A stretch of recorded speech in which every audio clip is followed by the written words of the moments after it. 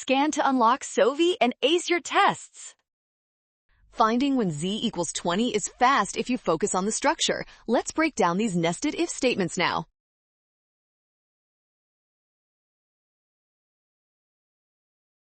First, look at the outer if-else structure to see where z gets assigned the value of 20. This only happens inside the else block, which is our target for this problem.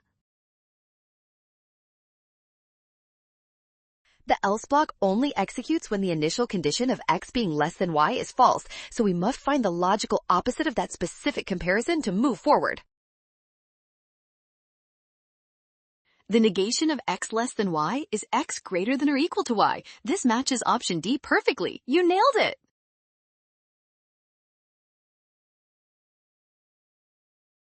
Well done! Scan the code. You can learn better with Sovi. Avoid a rush on signs, trust the given logic, and check your steps.